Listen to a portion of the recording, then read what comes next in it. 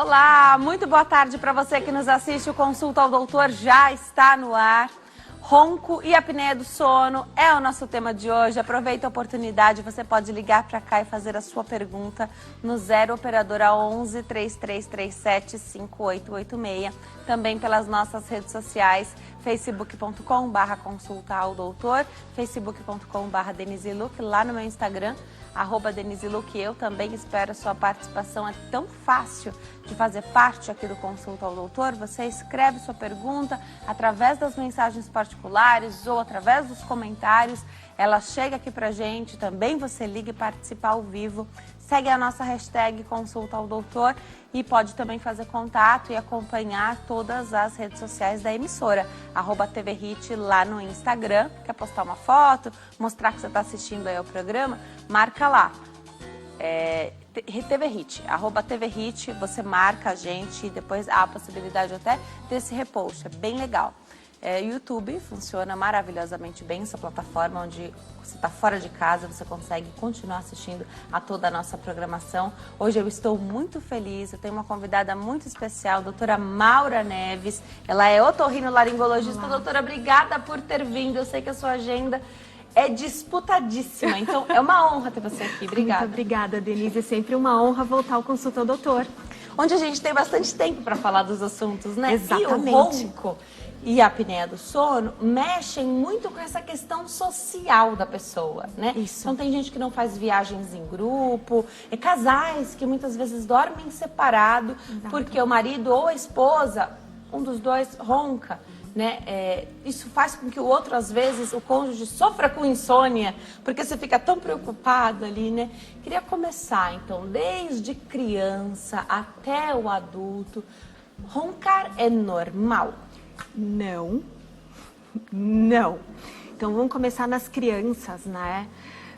Criança que ronca não é normal, tá? O ronco na criança denota uma obstrução à passagem do ar. Então essa criança não está respirando adequadamente quando ela está dormindo. Se isso ocorre durante um período de gripe ou resfriado, que é uma coisa transitória, tudo bem, isso é normal porque a gente tem um nariz mais entupido, mais secreção, então vai acontecer por uns 2, 3, 4 dias. Agora, se a gente tem isso como um quadro contínuo na criança, se todos os dias ela ronca, essa criança tem um quadro obstrutivo e deve ser avaliada. Tá? A tolerância da quantidade de roncos e apneias na criança é 0. Ela não pode ter apneia.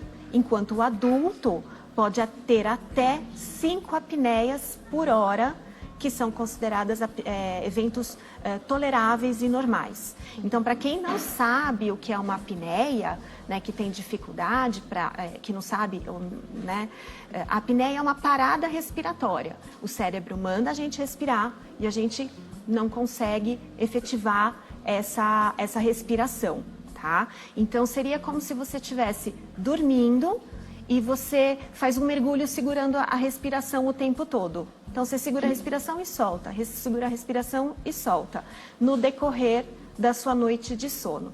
Então... Claro que acorda muito cansado, né? Exatamente, né? Isso vai ter uma grande repercussão, na verdade, de troca de quantidade de oxigênio enquanto a pessoa dorme, que vai repercutir diretamente na vida da pessoa. Então, não adianta a gente pensar que o que acontece nas 8 horas que a gente dorme não tem um impacto nas outras horas em que a gente está acordado. Então, o período do nosso sono ele é muito importante. E dormir bem com oxigênio é muitas vezes um luxo, né, para algumas pessoas, né? Então, os impactos que a gente tem, Denise, eles são muito amplos.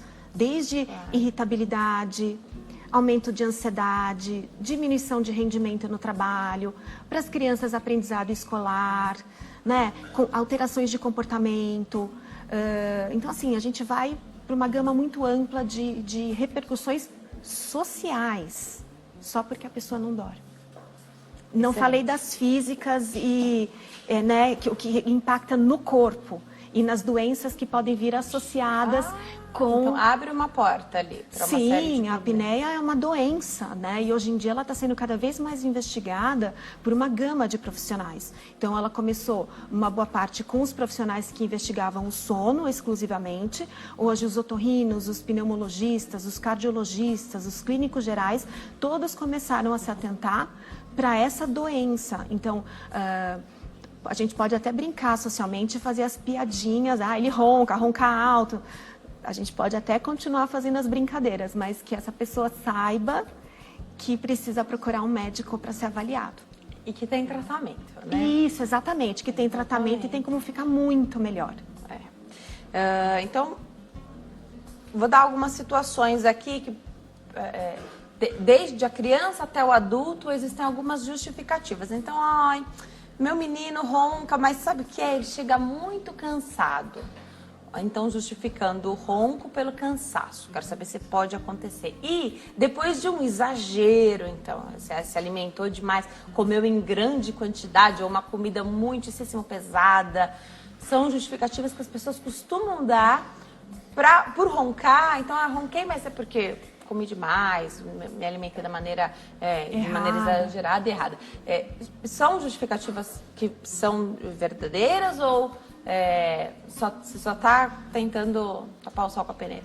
Se for que você está cansado, mais cansado um dia, que você comeu a mais um dia, e aí você roncou naquele dia, tudo bem. Isso realmente acontece, especialmente com cansaço. Muitas vezes a gente associa um pouquinho de bebida alcoólica, né? Isso potencializa o relaxamento muscular no corpo e favorece a gente a roncar. Se for um dia ou dois isolado, não tem problema, né? Agora, se faz isso sequencialmente e ronca, ou a gente vai ter que mudar o hábito de vida, porque come muito todos os dias e ronca todos os dias porque come muito, então aí tem um hábito de vida que tem que ser mudado, ou realmente é uma desculpa e apesar de comer muito, eu vou ter que tratar o ronco. Se a pessoa não vai conseguir parar de comer muito, eu tenho que tratar o ronco de qualquer maneira.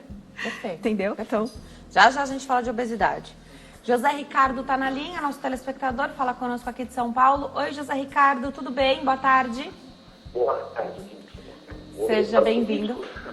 Muito obrigado. Escuta, eu queria perguntar para a doutora que eu tenho uma obstrução do lado direito do nariz. Sempre que eu vou dormir, realmente eu não consigo respirar. Do outro lado, eu viro na cama, aí eu consigo respirar. Eu queria saber se o SUS faz essa cirurgia e se ela fica 100% legal depois que faz essa cirurgia de desobstrução. Obrigada, José Ricardo. Ele percebe que deita de um lado, não consegue respirar direito, precisa sempre virar.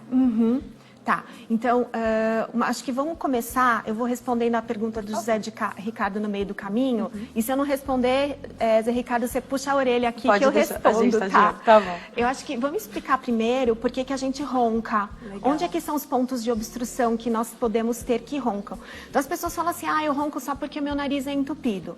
Então, coitado do nariz, né? Ele não é responsável universalmente por todos os problemas de ronco, tá?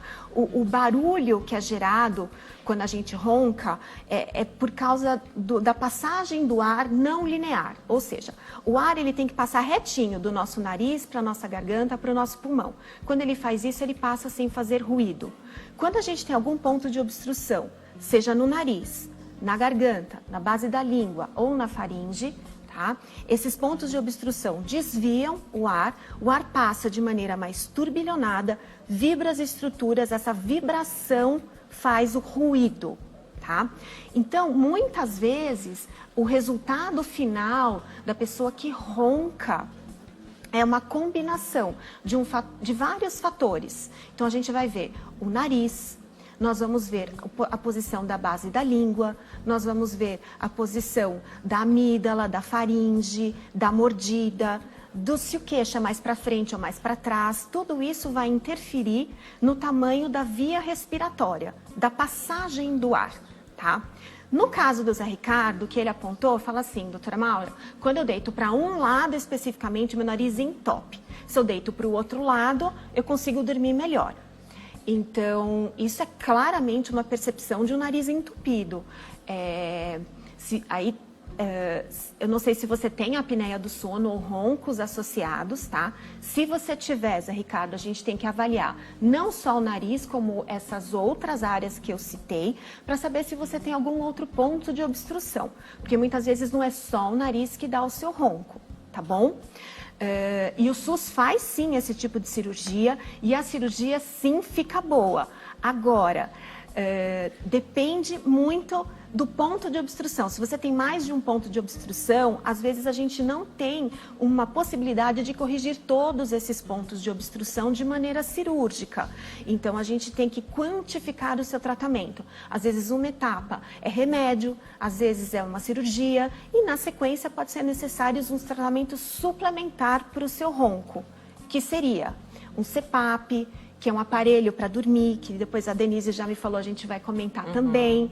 Ou um aparelho intraoral, que é um aparelhinho que põe dentro da boca, que puxa um pouquinho a mordida para frente e a língua, tá? Então, a gente tem diversos tratamentos que vão ser complementares a depender de cada caso.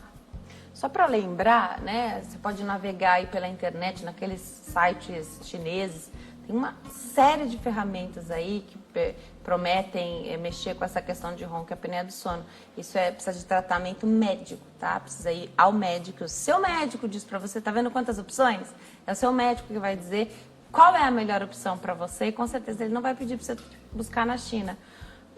Tem aqui mesmo. Tem aqui, a gente tem. Só para lembrar, porque hoje com a internet a gente vê de tudo, né? Eu vi uma faixinha uma vez, gente, é complicado. Não saia comprando, você vai perder dinheiro, né? Isso. Porque pode não servir para você, enfim. A gente não sai comprando coisas para saúde sem as devidas certificações, né? Sim. E aprovações, inclusive, dos nossos médicos, mesmo no SUS. No SUS o médico também vai indicar para você, afinal ele é médico, o que é melhor. Doutora, você falou de tantas coisas maravilhosas aqui, mas a primeira delas que eu quero abordar é respirar bem. Parece um luxo, né? Então, eu não tenho nenhuma queixa de respiração, mas eu conheço muitas pessoas que têm, e quando elas fazem o mínimo progresso, então, ainda não ficou 100%. O médico ainda tem mais o que fazer. Você falou que às vezes precisa dividir o tratamento, Isso. a abordagem, né? Então mudou uma coisa, nossa, a pessoa já conta que mudou a vida. Tem uma outra vida, né? As pessoas se acostumam a não respirar bem também, né? Sim, elas se acostumam por simplesmente ou um receio de algum tratamento ou porque simplesmente não tem aquele padrão mais do que é a boa respiração. Então, uma etapa da minha conversa com os pacientes muitas vezes, Denise, é chamar atenção para o padrão de respiração, a pessoa se perceber respirando. Então, perceber quando ela acorda pela manhã, se está com a boca aberta e com a boca seca, né? Puxa o ar pelo nariz. O nariz está desentupido, né? Quantas vezes por dia você se pega com a boca aberta, respirando com a boca, né? Ou com o nariz tampado? Se atrapalha na atividade física, sabor dos alimentos, porque o nariz entupido também impacta na parte alimentar, né? Então, são vários pontos que às vezes eu peço para o paciente. Às vezes ele já vai me respondendo, porque ele tem essa noção, mas ele não consegue juntar tudo na mesma prateleira. E aí ele começa a juntar tudo, ele percebe e fala assim, puxa, eu acho que realmente eu não respiro bem, né? E aí vai partir muito dele a opção de fazer o tratamento ou não. Porque assim, se você não respirar pelo seu nariz, se respirar pela boca, você vai continuar vivo, né? Existem repercussões para a sua vida em relação a isso. Tem um motivo pelo qual a responsabilidade do nariz é levar esse ar para dentro, né? Exatamente. Tem função o nariz, tem inclusive função. Os pelinhos do nariz. Todos eles, né? O pelinho, o aquecimento do ar, a filtragem, a umidificação do ar. Tudo isso é função do nariz. Então, assim, você vai ter um impacto da sua qualidade de vida se você não respirar pelo nariz. O quanto que isso vai mudar a sua rotina, né? Você vai roncar mais à noite, você não vai conseguir praticar um exercício físico. A gente, hoje em dia, a medicina estuda muito a qualidade de vida, né? Como uma medida para a gente definir o tratamento. Então, eu vou operar, eu vou usar remédio, mas isso vai trazer quanto de melhoria na qualidade de vida? Porque isso tudo é custo-benefício, né? E ele é muito individual, então a pessoa, muitas vezes, ela vai ter que querer o tratamento. Essa primeira avaliação, então, é fundamental. Isso.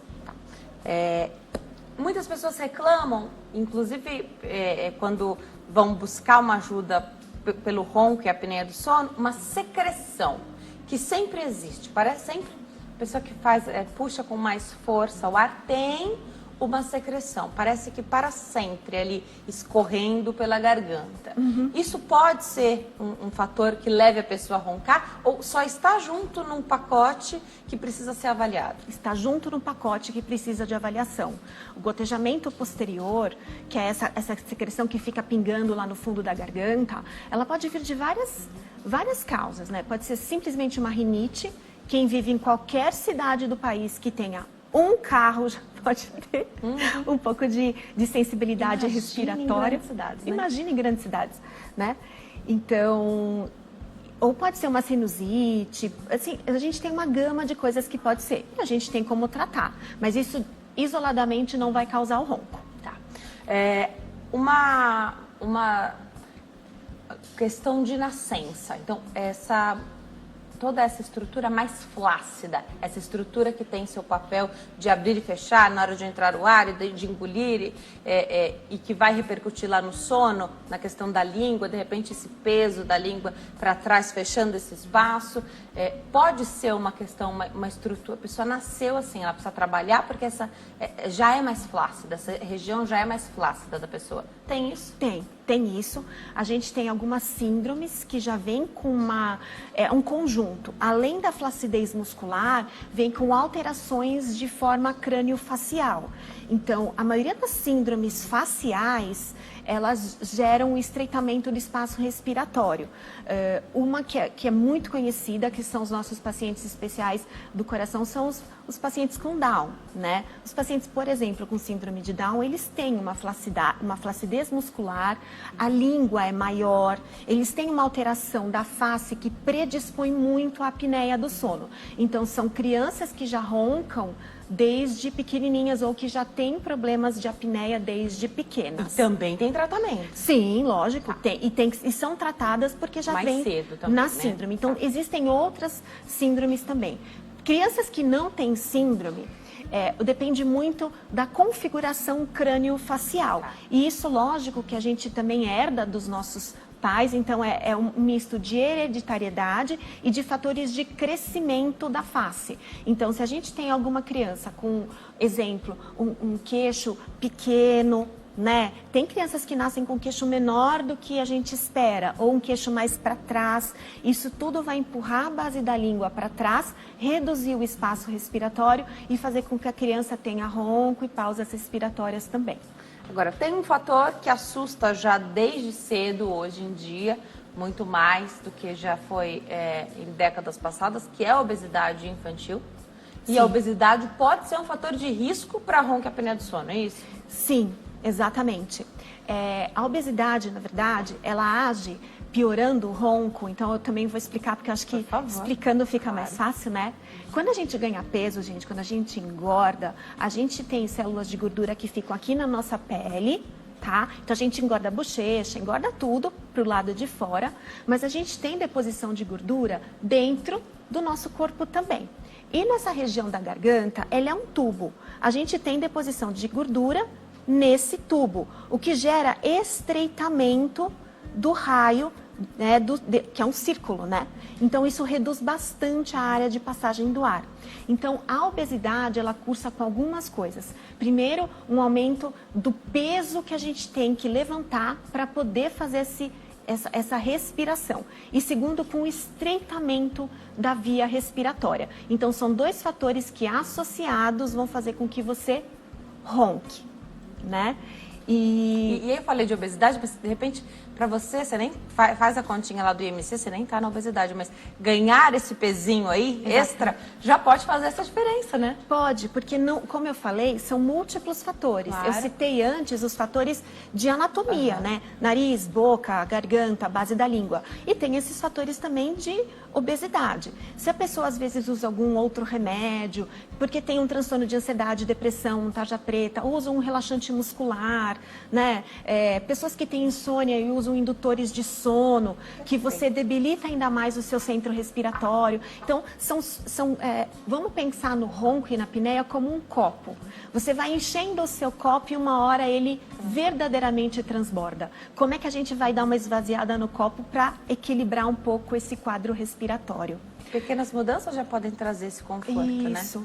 E uma coisa muito interessante, Denise, que a gente tem visto, e ontem eu ouvi uma reportagem do Márcio Atala, que eu ouço bastante, eu ouço os podcasts dele, e ele estava falando sobre a apneia do sono, a obesidade, né? E ele falou de um trabalho, eu achei muito interessante, eu ainda vou procurar esse trabalho, e é uma coisa que eu falo muito para os meus pacientes. Assim, se você não dorme bem, você vai ter ânimo no dia seguinte para fazer uma dieta alimentar e exercício físico para perder peso? Não vai. Não vai, né? E aí o educador, ele falou o seguinte, que tem esse trabalho que eu vou procurar, então aqui eu só estou parafraseando ele, que quando você não dorme bem, você tem a tendência de fazer uma alimentação no dia seguinte com cerca de 500 calorias a mais do que você faria normalmente. Por quê? Porque isso é comprovado. Você não dorme bem, você muda os seus níveis de liberação de cortisol, de insulina, hormônio da fome, hormônio de saciedade. Então, seu corpo ele fica em alerta, ele vai ter mais fome. E essa fome é de coisas que geram energia. Eu falo para os meus pacientes, você não vai dormir bem, você vai ter fome e não vai ser de um prato de salada. E aí, controlar o peso fica muito mais difícil. Então, às vezes, a gente tem que, tratar um pouco o ronco e ela dar uma melhorada para conseguir ter ânimo para fazer atividade física, dependendo do caso. Cada caso é um caso, gente, é muito individual. Perfeito. Vamos preparar para dar um recado, doutora? Enquanto eu chego até lá, vou te deixar essa pergunta aqui. Você citou o uso de remédios para dormir como algo que pode levar a pessoa a sofrer ainda mais com essa questão da estrutura aqui, né, de estreitar ali o espaço. Então, na verdade, a gente já sabe, né, tudo você tem que buscar a causa do problema. O remédio para dormir, ele pode ser momentâneo ali, tá no lugarzinho dele, mas utilizar para sempre, então pode ter grande prejuízo, né? Fala um pouquinho enquanto eu chego até lá, por favor. Claro. Eu acho que todo mundo precisa das suas medicações, né? E eu aqui não vim falar que não pode usar o remédio para dormir. Justamente ao contrário. O que eu sugiro sempre é que seja feito isso de uma maneira com um profissional que avalie você como um todo e não de uma maneira isolada. Quando você é avaliado de uma maneira isolada, a gente pode incorrer em medicações que melhoram uma parte e pioram outra. Então, tomar bastante cuidado com isso, tá bom? Eu vou para o intervalo, no próximo bloco tem mais bate-papo. Até já!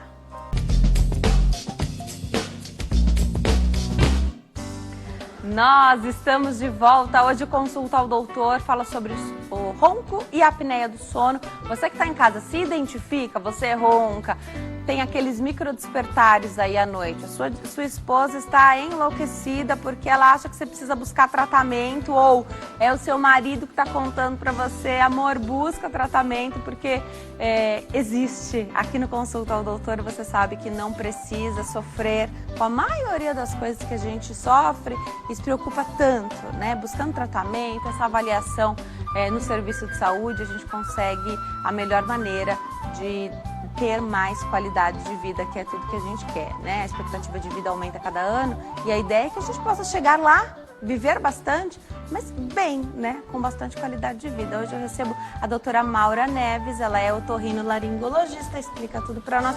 Eu tô adorando o bate-papo, porque você vê, a proposta é falar de ronco e apneia do sono, mas tem tanta coisa que rodeia essa temática, né? Então nós já falamos de respirar bem. Você chegou a falar um pouquinho de rinite, sinusite, que podem ser repercussões aí também importantes, isso, né? Então são questões que sempre estão ali em volta. E você falou, até anotei, amígdalas grandes. A gente costuma ver mais crianças sendo operadas dessa questão das amígdalas. Mas tem muito adulto que conta, sabe o que é? Eu sempre tive as amígdalas maiores. Se eu fico com uma dorzinha de garganta, nossa, minha qualidade de vida fica muito comprometida, porque o espaço ali é o mesmo, né? Queria que você explicasse um pouquinho, doutora. Opera as amígdalas grandes, ou amígdalas que de repente não que são grandes, mas sempre dão problema? Então, estão sempre inflamadas? Tá. Em relação a indicação cirúrgica, ela é muito Também muito fechadinha, né? Vamos dizer assim, entre aspas. A gente tem alguns critérios que indicam cirurgia de amígdala, tá? Então, primeiro, se ela é grande em top, tá? E segundo, se você tem um número aumentado de infecções bacterianas, ou seja, que são infecções que necessitam de uso de antibióticos. Uma dor de garganta por um resfriado não vai ser indicativo de você tirar a amígdala. Porque tirou a amígdala, vai continuar tendo resfriado e a garganta tá lá, então a garganta vai continuar doendo, com ou sem amígdala, tá? Na criança, um fator muito importante de ronco é a parte obstrutiva que faz a criança ficar com a boca aberta, especialmente entre os 3 a 5 anos de idade, é o aumento tanto da amígdala quanto da adenoide, que popularmente é mais conhecida como carne esponjosa, né? Então, nas crianças é muito frequente. Então, nessa faixa etária, como eu falei, 3 a 5 anos, a criança está lá com a boquinha aberta, roncando. E é um momento assim, um período da criança que é normal, realmente, é esperado que ela tenha essa dificuldade respiratória. É esperado do ponto de vista físico, mas a gente não vai deixar que ela fique tendo apneia à noite. Então, isso vira um critério de cirurgia para essas crianças. Tá? Se a criança tem uma amígdala grande ou se eventualmente não é tão obstrutiva, não tem ronco, não tem apneia e passou, cresceu e chegou lá na adolescência, começo da idade adulta, com uma amígdala que é maior, e aí ganha um pouquinho de peso, entra no dia a dia, né? Começou a roncar um pouco mais, essa amígdala ela pode ser um fator causal? Sim, pode ser. Lembra do nosso copo que eu falei? Muitas vezes ela não é o único fator, mas ela é um fator sim que a gente tem que considerar. E aí nesses pacientes a gente acaba sim removendo a amígdala, tá? Porque você ganha espaço dentro da boca, ali perto da base da língua, e aí tem mais espaço para o ar passar. E a amígdala é uma das estruturas que chacoalham e aumentam também o volume do ronco. Então, muitas vezes, quando a gente tira a amígdala, a gente ganha espaço respiratório e melhora também um pouquinho o ronco, tá? Não estou dizendo aqui que resolve. Isso a gente tem que ver caso a caso, tá? Mas ela sim colabora, e isso é certo que ela colabora. Tá. Então, essa cirurgia, as pessoas costumam dizer... Eu não gosto de dizer que nenhuma cirurgia é simples, mas popularmente as pessoas costumam classificar, né? O leigo costuma classificar, essa é mais simples, acho que porque faz em criança e a criança recupera tão bem, né? Mas não tem cirurgia simples, né? Pode ser o dia a dia do profissional, mas tudo vai exigir ali um pré-operatório, um pós-operatório adequado. Isso. Mas o que tem de mais simples é aquilo que está nas nossas mãos, que é... Por exemplo, quando está no combo todo de um copo que uma hora ele transborda, é a obesidade. Sim. Agora, estruturas, então, vou imaginar super obesos ou pessoas que passaram muitíssimo tempo muito acima do peso. Essa estrutura pode ficar comprometida mesmo depois da perda de peso? Então vai precisar uma outra abordagem ali, talvez até cirúrgica, mesmo a pessoa tendo perdido esse peso, que a princípio era o que fazia transbordar esse copo? Pode eventualmente acontecer, ela pode cursar com mais flacidez muscular. Existe uma linha de tratamento hoje que vem começando, que é um pouco de fisioterapia para essa musculatura, para refortalecer essa musculatura e melhorar a força muscular nessa região, tá? O ronco, de maneira geral, ele depende do peso, e uma outra coisa que enche o copo é a força da musculatura. Por isso que, normalmente, as pessoas mais velhas roncam mais do que os mais jovens. Também porque os mais velhos ganham mais peso, porém, os mais velhos têm menos força na musculatura como um todo no nosso corpo. Então, a musculatura da garganta também fica mais fraca e fecha mais. Então, essa força muscular, muitas vezes a gente pode intervir de outras maneiras, cirurgicamente ou, eventualmente, com um pouco de algumas linhas de fisioterapia. Mais um profissional aqui que eu vou anotar, porque já vou falar do trabalho multidisciplinar, tá? Maria Auxiliadora está na linha, fala conosco da cidade de Ji-Paraná, em Rondônia. Oi, Maria Auxiliadora, tudo bem? Boa tarde. Boa tarde, é um prazer falar com vocês, tudo bem aí? Tudo ótimo, Maria Auxiliadora, obrigada por ter ligado. Fica à vontade, a gente já te escuta. Tá, eu agradeço. Meu esposo, ele tem apneia do sono direto. Ele foi ao otorrino ultimamente e no exame clínico, o médico constatou que além da adenoide, parece que ele tem um nariz como se foi quebrado dos dois lados. Foi assim que ele falou. Ele falou que nunca viu caso igual. Aí ele pediu uma ressonância, mas meu esposo ainda não fez, tá para fazer. O problema é que ele engasga muito. Ele engasga com ar, engasga com água, engasga com alimento e isso me deixa apavorada. Eu queria saber se tem alguma relação, esse engasgo dele, com os problemas de respiração. Maria Obrigada. Auxiliadora, quantos anos tem o seu marido? 54. E o que você disse que tem quebrado? Que estrutura que era essa que eu não escutei, por favor? Quebrado?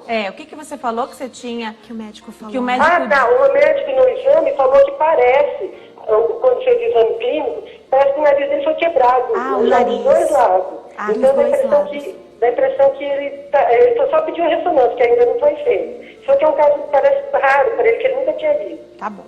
Tá. Obrigada, Maria Auxiliadora. Continue assistindo que a doutora vai tentar te ajudar. É claro que o marido dela já está sendo acompanhado por um médico, que a doutora vai orientar aqui.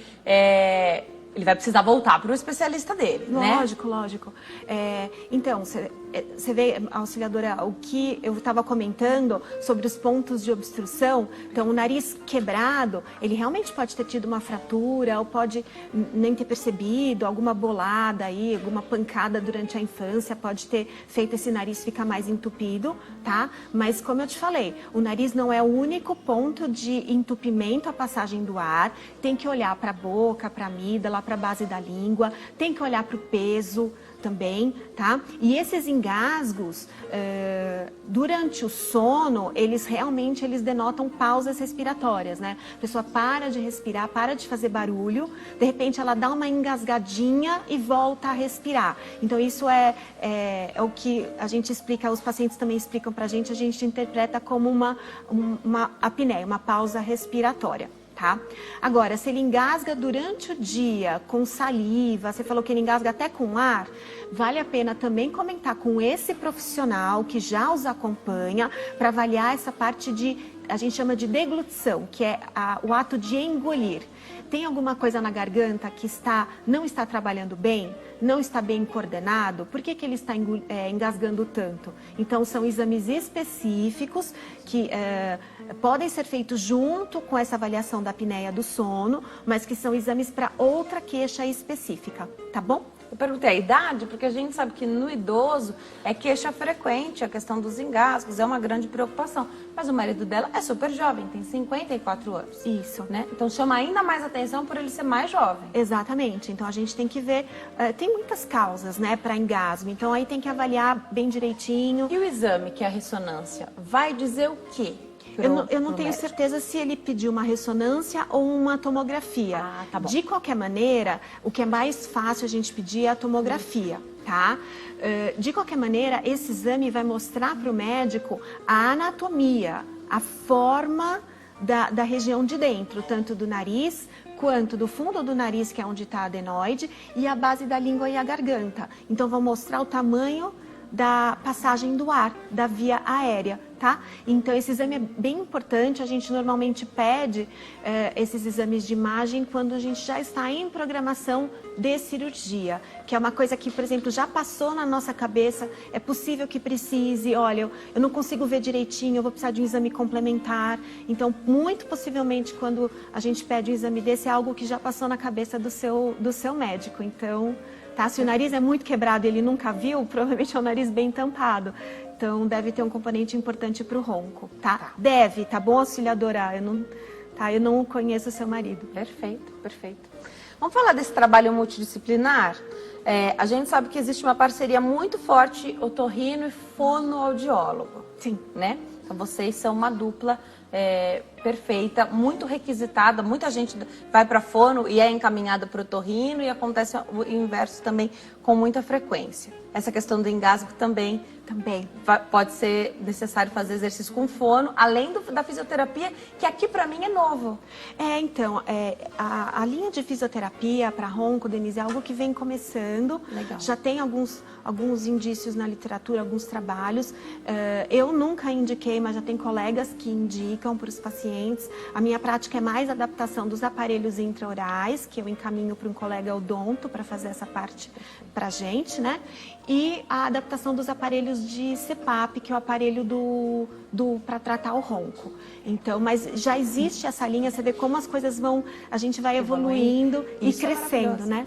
Significa que os profissionais que já atuam escolheram se dedicar a essa área também, Exato. Né? Então, você tem fisioterapeuta que às vezes fazia outro tipo de reabilitação e agora estão estudando e aprendendo mais sobre esse tipo de reabilitação intraoral, enfim, nessas questões aí que são muitíssimo importantes, como a gente pode ver. Nutricionista, ou qualquer médico nutrólogo, ou endocrinologista para ajudar na questão de perda de peso, quando esse é um fator. Sim. E dentista. E o dentista, exatamente, para avaliar a parte de mordida. Ou o dentista ou um bucomaxilo, né? Perfeito. É a mordida, a composição Pode ser que precise também operar. Sim. Dependendo do padrão ali. Sim, uma das cirurgias que são feitas são as cirurgias da parte de ortognática com os bucomaxilos, né? Por quê? Porque impacta, essas cirurgias têm o foco tanto na mandíbula quanto na maxila, que é essa parte aqui do rosto, tá? Que traz um pouquinho para frente para poder aumentar a área respiratória.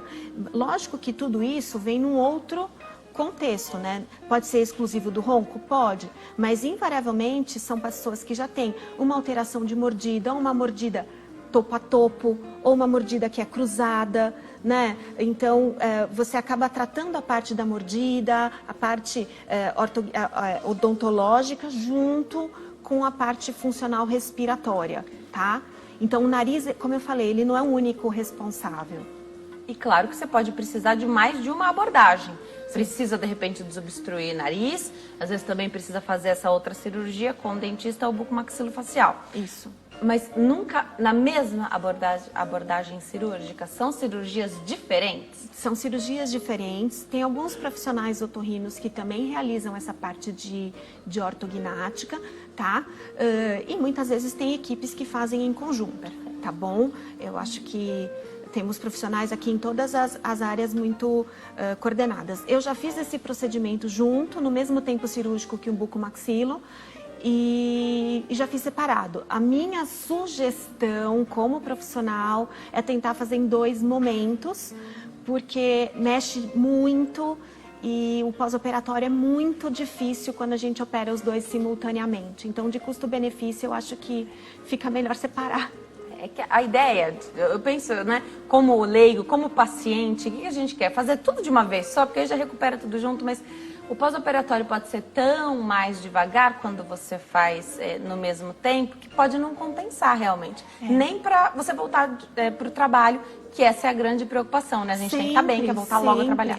A cirurgia do nariz, normalmente, é uma cirurgia muito tranquila, vamos dizer assim. Eu já classifiquei como tranquila. É tranquila para você, doutora, a gente sabe, mas a gente entendeu. Mas assim, até para o paciente que vai ser operado, ele consegue voltar para o trabalho num espaço de tempo curto. Ela é tranquila porque não é uma cirurgia que dói, você não necessitaria de tanta medicação para dor, né? Diferente, por exemplo, de uma cirurgia de amígdala num adulto. Essa é diferente, essa não é tranquila. essa entra na categoria de cirurgia difícil, não para o médico, mas acho de recuperação pós-operatória, tá bom? E a ortognática, essa que faz para o ronco, que traz o mesh na mandíbula, então são cirurgias que envolvem cortar osso, colocar plaquinhas, às vezes fica com a boca um pouquinho fechada um período, então a alimentação fica difícil, então realmente o tempo de recuperação é um pouco maior, então tem que planejar certinho esse procedimento. Já recebi várias mensagens de que depois de uma cirurgia plástica no nariz, a pessoa veio a roncar e não tinha esse problema antes, ficou com o nariz obstruído. Eu já recebi muitos profissionais cirurgiões plásticos aqui, muitos trabalham em conjunto com os otorrinos quando precisa fazer a questão da funcionalidade, né, do nariz. Mas essa pergunta de obstrução depois da cirurgia, tendo em vista que um resultado final de uma rinoplastia só vai ser obtido lá com 1 ano, pode ser normal ou pode precisar visitar um colega otorrino mesmo estando no pós-operatório ou nesse período em que o nariz ainda está inchadinho, você não está com resultado? Não era para perder a respiração aí, doutora? Se for no pós-operatório mais imediato, ou pelo menos os primeiros, assim, vamos dizer, 3 meses, a gente até dá um desconto, né? É muito difícil qualquer profissional otorrino, pelo menos no que... Eu tô falando por mim. É muito difícil a doutora Maura, acho que fica mais fácil. Eu, por exemplo, intervi num paciente que tenha feito uma plástica nasal com menos de 1 ano, tá? Com o nariz tampado, lógico, sem conversar com esse profissional antes ou sem esperar o tempo de cicatrização total do procedimento cirúrgico. Porque, gente, uma coisa que a gente não consegue determinar são os resultados que a mãe natureza trazem pra gente. Isso está fora do controle do médico e fora do controle do paciente. Isso precisa ficar claro também. É a mãe natureza que determina. Às vezes a gente precisa dar o tempo para ela funcionar e resolver. Às vezes ela se resolve, né? Então, e a gente, se a gente intervém de uma maneira inadvertida ou mais intempestiva, precoce, realmente a gente pode piorar ou atrapalhar bastante. Então, não é normal a gente roncar depois, pelo menos não é esperado, né, o que a gente gostaria que acontecesse, tá? A gente quer ficar com o nariz bonito e que respire. Também não adianta operar, ficar com o nariz bonito e respirar pela boca depois, porque o nariz está entupido. De jeito né? nenhum, isso é então, provavelmente não é o que o seu cirurgião plástico também queria. Ele queria um nariz bonito e que funcionasse. Eventualmente, a cicatrização não é do jeito que a gente gostaria mais, né? E aí pode ser que seja necessário realmente um outro procedimento. Perfeito. Sempre vai precisar da avaliação, né? E quanto mais informação você conseguir passar para o profissional, melhor, né? Claro. E essa conversa também com outro especialista, e aqui também cabe uma intervenção. Às vezes a gente gostaria de ter um médico para cuidar da gente a vida inteira. E o otorrino, a gente precisa tanto de otorrino a vida toda, né? Desde a infância até a velhice, que o ideal seria ter um que conhece inclusive a sua família, o que já é ali comum na sua família. De repente todo mundo opera amígdala porque tem as amígdalas maiores, né? Algo que você já traz, ele seria excelente ter esse médico dessa especialidade te acompanhando, mas isso não é muitas vezes o que acontece. Não. Mudou de região, mudou de estado, mudou de cidade, o médico mudou, não atende mais aquele plano de saúde ou não está mais naquele posto no SUS. O importante é levar exame, o histórico, uma história bem contadinha, com o máximo de detalhes, ajuda demais, né? Muito, porque assim, aí a gente parte do ponto que a pessoa está pra frente. Se a gente não tem essa informação, eu costumo brincar que eu ando que nem caranguejo, ou eu ando pros lados, às vezes eu não consigo ir pra frente, ou repito alguma coisa que o colega já fez, sem saber, né? E aí o paciente pode ficar também triste com a gente, mas tem que contar tudo. A adaptação desses aparelhos aí intraorais, muitas vezes o dentista, na conversa com o paciente, busca o otorrino, faz essa avaliação. E quando é que você diz assim, ó, pode ser que para você um aparelho intraoral funcione melhor do que um CPAP, que funcione melhor do que cirurgia? Como é essa conversa? De novo, pensando no nosso copo, e como é uma avaliação muito individual, tá? Cada paciente vai ter um perfil, uma anatomia, um tipo de padrão de ronco e de quantidade de ronco. Então, o aparelho intraoral, para tratar o ronco, ele só é indicado para pacientes com ronco leve. Tá bom. Tá? Então, um ronco moderado a severo, que cursa com um índice maior, um número maior de apneias por hora, tá? Que acima de 15 eventos por hora, eu não tenho indicação de um aparelho intraoral. Para você saber se é leve, moderado ou mais intenso, você Preciso fazer um exame de titulação desse ronco, que é a polissonografia. Tá? E a partir daí eu tenho uma ideia de como é o padrão de sono, tá? Tanto a divisão de níveis de sono leve, profundo e sono REM, quanto batimentos cardíacos, quanto saturação de oxigênio e números de pausas respiratórias. Então, a partir desse exame, eu consigo determinar qual é o grau da apneia dessa pessoa. Sendo uma apneia leve, eu posso indicar um aparelho intraoral. E eu sempre alerto que é um tratamento que vai ser momentâneo, porque como eu já citei aqui, em algum momento da vida existe uma grande chance dessa apneia piorar, né? Porque a força muscular diminui, porque a nossa tendência é de ganhar peso. Então são várias coisas que vão atuando para a apneia piorar e não para a apneia melhorar. Então, depende muito da consciência que o paciente toma, do problema que ele tem respiratório e quanto que ele age em cima disso, de mudanças de qualidade de vida, de peso, enfim, tudo isso.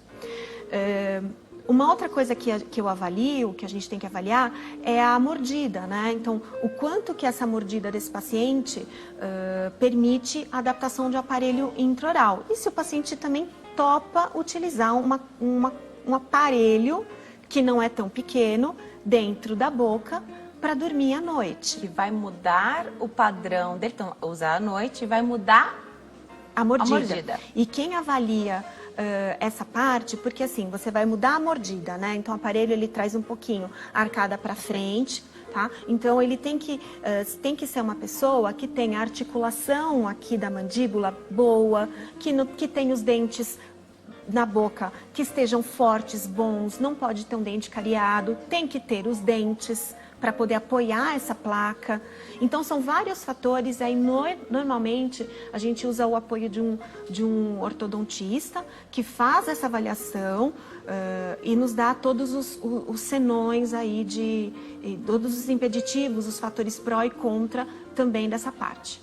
Eu vou me preparar para dar um recado. Enquanto eu chego até lá, no próximo bloco a gente vai ter oportunidade de falar bastante sobre o CPAP. Mas eu já compartilhei essa história aqui muitas vezes, que a primeira vez que eu conduzi a entrevista sobre ronco e apneia do sono, onde eu estudei e vi a função ali do CPAP, você pensa, a pessoa não consegue se virar na cama, né? Então é algo que limita. E os relatos que eu recebi por conta do uso do CPAP... São impressionantes, né?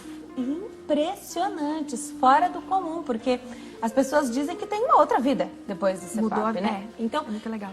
Introduz pra gente rapidinho no próximo bloco, a gente vai falar bastante sobre esse uso do CPAP, como ele deve ser regulado, calibrado, né? Quem é que faz isso? Hoje eu sei que os aparelhos estão cada vez menores, inclusive as pessoas levam para viajar, levam em voo, levam tudo. Tem até regulamentação para isso, né? Queria que você falasse um pouquinho, então, o que é o CPAP e quando a pessoa vem no consultório, ela fala, olha, não queria, se acontece isso. Eu li, mas não sei não essa máscara aí que coloca no rosto, hein? Se tem a princípio também essa resistência do paciente. Explica um pouquinho pra gente enquanto eu chego até lá. Tá, então, tem bastante resistência, eu acho que tem uma resistência geral de todo mundo, né? Para todas as coisas. Tem uma resistência para pôr um óculos, para pôr um aparelho auditivo, para pôr um aparelho ortodôntico e até para pôr um aparelho para roncar, né? Realmente, como a Denise comentou, não é extremamente confortável, mas eu sempre ressalto que vale sempre uma tentativa, porque ele é o melhor tratamento que nós temos para a apneia do sono. Então, sempre dá uma chance, fazer um teste é algo muito interessante. Eu vou voltar. Vou para o intervalo agora, né? Intervalo? No próximo bloco a gente continua falando sobre o CPAP, esse tratamento aí. Se você pesquisar na internet, você pode se assustar, assim como eu me assustei da primeira vez, mas eu recebi tantos relatos de pessoas que, olha, é fora de série. Até já.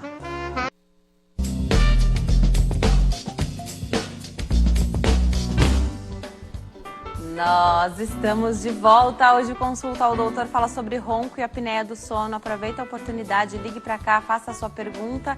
0 operadora 11 3337 5886. Também pelas nossas redes sociais, facebook.com/consulta ao doutor, facebook.com/Denise Luque, lá no meu Instagram, @Denise Luque. Eu também espero a sua participação. Volto para a entrevista com a doutora Maura Neves, ela é médica otorrinolaringologista.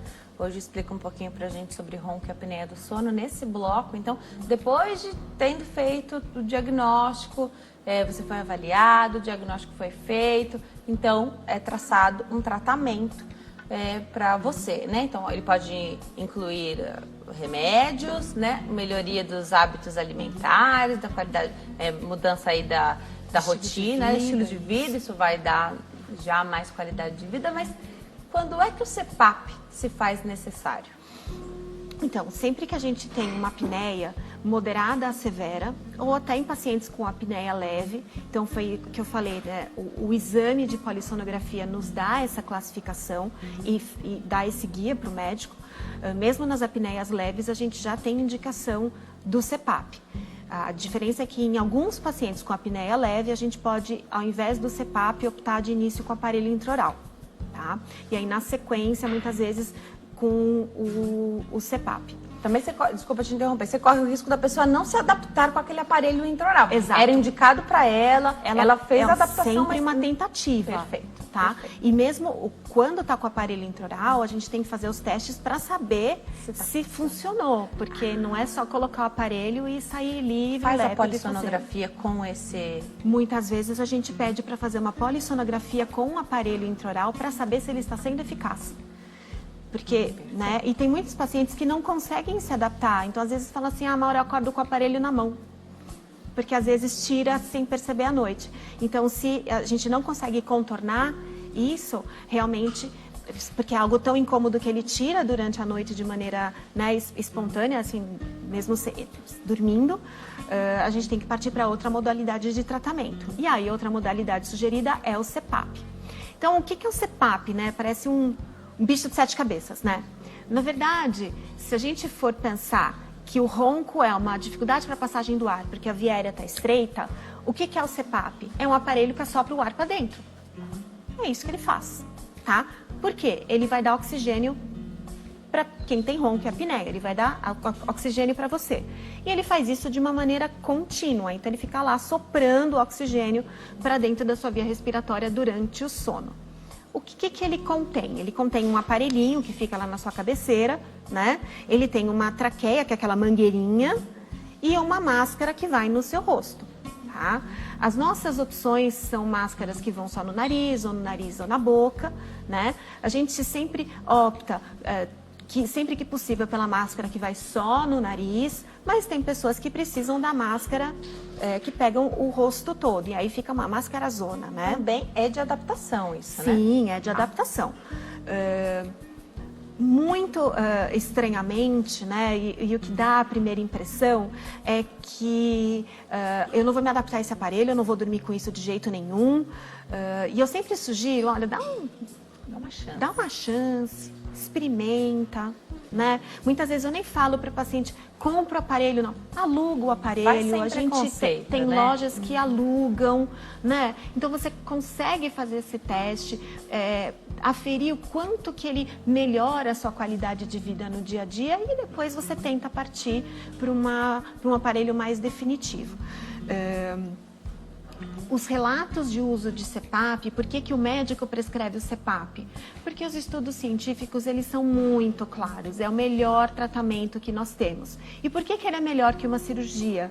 Porque os índices atuais de sucesso são maiores com o uso do aparelho do que com uma cirurgia.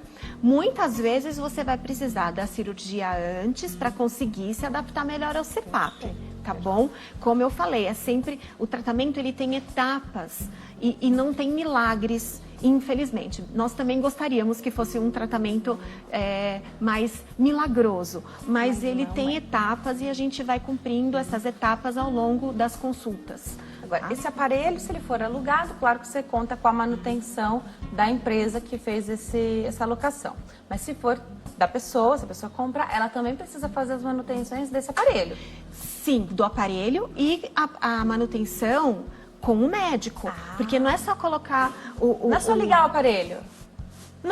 Você tem que calibrar. Então, ele já vem, na verdade, calibrado, dependendo de como você faz a prescrição na receita. Então, tem uma notificação que a gente faz de orientação para quem faz adaptação do CPAP. Então, tem um nível de pressão que é necessário, tem um tipo de aparelho que vai melhor para um tipo de paciente, né? Então, tem algumas características de cada aparelho que são específicas e que aí a gente vai pontuando na solicitação. Então, a pessoa pega o aparelho e coloca em casa. Se ela não quiser fazer isso sozinha, existem profissionais fisioterapeutas atualmente que trabalham também junto com os otorrinos, que são sensacionais, que são fisioterapeutas respiratórios e que trabalham auxiliando na adaptação do aparelho, na escolha do melhor aparelho de acordo com a necessidade individual de cada um, tá? Então, você põe o aparelho à noite, lindo, deita na sua cama e dorme, feliz, com oxigênio, bem, né? Tá? Não é, assim, falando não parece tão bom, gente, mas é bom. Os relatos, realmente, e olha que eu não sou médica, eu não sou da área da saúde, o tanto de relatos que eu recebo, toda vez que a gente fala, esbarra nesse assunto, a gente fala do CPAP, às vezes alguém tem uma dúvida, faz uma pergunta a respeito do aparelho, sempre eu recebo uma enxurrada de mensagens aqui, pessoas que não conseguem se imaginar sem esse aparelho mais. Porque, na verdade, o que o aparelho confere? Ele tira a apneia, regulariza os níveis e os estágios do seu sono. Então, ele te dá um sono normal. Ele tira a pausa respiratória e a queda de oxigênio. Então, uma coisa que eu não comentei, assim, quando você tem a pausa respiratória no seu corpo, cai o oxigênio do seu sangue, o seu coração bate mais rápido, a sua pressão se eleva, o cérebro acorda, e isso traz uma repercussão imensa nos seus estágios de sono. Você não entra no estágio profundo. Então, você acumula um cansaço e uma sonolência diurna, em um estresse, uma alteração importante de rendimento em todas as suas atividades. Quando você conserta isso, aí você realmente pode se sentir com a idade que você tem e não bem mais velho.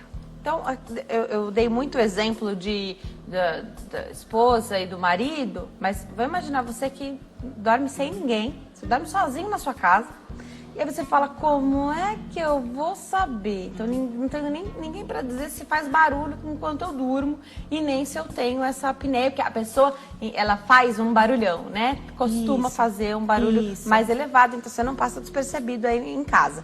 Mas acordar cansado, não está disposto, sonolência durante o dia, esses sinais podem significar que você precisa de ajuda. A gente tem, e aí fica fácil se alguém quiser procurar nos nossos buscadores. Por favor. Né? Você põe lá no buscador, é fácil de achar. Chama escala de sonolência diurna ou escala de sono, o nome é comprido, tá, gente? É Epworth, EPWORTH, tá? Põe lá no seu buscador. Vai aparecer uma série de perguntinhas que podem quantificar um pouquinho, e isso guia o médico também para sonolência diurna. Então, por exemplo, se você dorme, tem muito sono dirigindo o carro, ou se você tem sono no trânsito, se você dorme numa sala de espera. Então, incrivelmente, tem pacientes que respondem que sim. Se o médico atrasa um pouquinho, você dorme na sala de espera? Durmo. E olha que é um lugar, isso da sala de espera chama muita atenção, porque é um lugar de tensão, né? É um lugar de tensão, é um lugar que tem outras pessoas junto, quer dizer, você não conhece. E você simplesmente não consegue controlar o seu sono. Então, isso denota uma sonolência diurna. Você dorme numa reunião, por exemplo, de trabalho, ou você tem muito sono? Então, assim, tem algumas perguntas que vão guiando, e aí, dependendo da pontuação, a gente sabe que é uma escala de sonolência mais significativa ou menos significativa. Então, a gente tenta atuar, porque a sonolência diurna, ela impacta muito no rendimento de trabalho, no rendimento do dia a dia, na irritabilidade, e isso impacta nas relações sociais. E isso é algo que é muito difícil da gente quantificar dentro da qualidade da tua vida, né? Por isso que o tratamento do ronco e tudo que a gente comentou aqui, você vê o impacto global que tem no corpo, né? Então é o seu sobrepeso, é o seu sono, é a sua respiração, é uma rinite alérgica, é a amígdala que está grande e pode ter mais infecção. Então são muitos fatores que você pode ter ou não ter. E o quanto que esse combo impacta na sua vida no final, às vezes é imensurável. Por isso que no final do tratamento, quando adapta-se o CPAP, a pessoa fala assim, eu não vivo sem. Porque também ela passou por uma etapa muito grande de avaliação. E aí ela está melhor. Eu sei que a polissonografia e os exames em geral nunca são para todo mundo, né?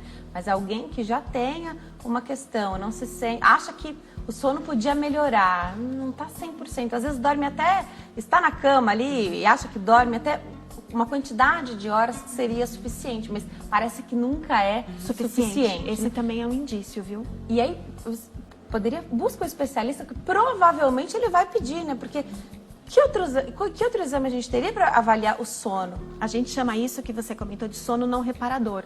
É quando a pessoa fala assim, mas eu durmo 8 horas, mas eu acordo cansado. Então, esse acordar cansado, o seu sono ele não está reparando, ele não está repondo aquilo que você precisava que repusesse. Então, também vale uma avaliação com a polissono. A gente tem hoje exames que são feitos em casa. Eu ia chegar exatamente nesse ponto, porque eu sei que os hospitais e os laboratórios têm investido cada vez mais em hotelaria, né? Então, para tornar tudo mais confortável. Mas o fato é que teria que dormir fora de casa, né? É isso. Você muda, de alguma forma você mudaria a rotina e talvez isso não espelhasse exatamente o seu sono normalmente. Mas dá para fazer em casa, então? Dá. A polissonografia domiciliar, ela traz um pouco menos de informações para o médico, tá? Porque usa-se menos fios, menos eletrodos e a gente não está no laboratório do sono, que é o hospital ou a instalação que faz, o laboratório que faz essa avaliação. A gente chama de laboratório do sono, enfim. No laboratório estão te olhando durante o sono. Exatamente. Em casa não está olhando, não tá só olhando. Vai ter esse histórico. Isso. Tá. Então, normalmente o técnico adapta esse aparelho em você dorme e depois ele vai recoletar esse aparelho pela manhã. Dá algumas informações, a gente já consegue partir um tratamento a partir daí e muitas vezes a pessoa já fica um pouco mais confortada, né? Porque também dorme em casa, às vezes são pais que têm dificuldade de deixar a esposa, tá com um filho pequeno, enfim, são muitos os contratempos que a gente tem, então a gente avalia e também é possível, é factível, então não desista. Claro que pode ser que depois de ter feito esse em casa, fale, olha, tem que fazer o outro no laboratório. Pode ser. Mas aí pelo menos você já deu esse primeiro passo. A gente já tem um ponto de partida e uma avaliação inicial da onde sairemos, né? Já tem um painel. Uma ideia de onde nós estamos. Se eu estou mais para o leve, se estou mais pro, entendeu? Né? A gente já consegue determinar um pouco melhor o nosso tratamento. As pessoas costumam dizer que todo mundo merece ter um sono bom, né? Mas todo mundo, nos dias de hoje, precisa ter uma boa noite de sono, né? Então, na verdade, não é luxo, não. Não é luxo. As pessoas acham que tem que dar conta, mulher principalmente, né? Negligencia porque está focada aí na fase de filhos pequenos, na fase de subir ali mais degraus na escala do trabalho, né? Então, você está, de repente, pleiteando uma vaga, uma outra função, né? Uma liderança aí, mas, na verdade, se você não dormir bem, você tem um reflexo em toda a vida, grande, né? Muito grande. E é imensurável. E muitas vezes, só quando a pessoa se apercebe disso, é que ela consegue e trata, é que ela olha para trás e fala, puxa vida, eu acho que eu fiquei mal um bom tempo. Eu fiquei abaixo do que eu poderia render um bom tempo. E aí não adianta também chorar pelo leite derramado. A gente parte daquele princípio, acerta a partir daí e bola para frente. A gente acha que recupera o sono perdido, mas não recupera, né? Então, interessantemente, quando a gente tem uma apneia do sono, Denise, e põe o CPAP logo na primeira, segunda semana, a gente tem o que a gente chama de rebote do sono REM. O que é isso? O sono REM é o sono dos sonhos, né? Então, é um sono em que o cérebro funciona e o corpo relaxa. Então, como muitas vezes é no sono REM em que a gente tem uma grande concentração dos números de apneia, ou no REM ou no profundo, a característica principal da apneia é a concentração do sono no sono leve. Né? Porque quando você aprofunda, você tem mais apneia. Então, o organismo coloca você para dormir no sono leve porque você não tem pausa respiratória. Então, quando você coloca o aparelho e oxigena, você faz um rebote daquele sono e depois de 1 a 2 semanas, os níveis de sono se normalizam. É bem interessante de ver. Excelente. Sempre dá tempo de buscar, então, essa informação, né? Muito bacana, doutora, lembrar. Eu fico muito feliz que médicos de todas as especialidades têm falado sobre sono, têm perguntado, inclusive se a pessoa sonha, e agora a gente entendeu por quê, né? Porque você precisa aprofundar para sonhar. Então, pessoas que têm essa dificuldade num sonho, os especialistas do mundo todo têm perguntado se as pessoas sonham, se elas se sentem cansadas no outro dia, se trabalha normalmente. E aí você indica, se não é um profissional especialista ali da área, ele indica um profissional que vai ajudar, a pessoa vai recuperar aí essa qualidade de vida. Eu adorei te receber aqui, doutora. Obrigada, Denise. Obrigada a todos em casa por nos assistirem. Sempre um prazer. Foi maravilhoso. Eu vou passar os contatos da doutora lá no Instagram, tá? São 2 contatos do Instagram. @medprimos, com U, @medprimos, que é a clínica, e tem também o Instagram, @DRA, doutora abreviado, DRA.mauraneves, DRA.mauraneves, segue lá que tem bastante informação, doutora. Volte outras vezes, muito obrigada, eu adoro aprender com você, eu acho que elucida bastante, assim, não é um bate-papo só sobre a parte de otorrino, não, a gente consegue falar sobre qualidade de vida, isso é excelente. Obrigada, viu? Eu que agradeço, muito obrigada. Volte sempre. Obrigada a você que escolhe assistir ao Consulta ao Doutor de segunda a sexta-feira a partir das 3h35 da tarde. Vem aí o final de semana, curtam bastante a família, eu vou curtir demais a minha. Fiquem com Deus, te vejo na segunda. Tchau!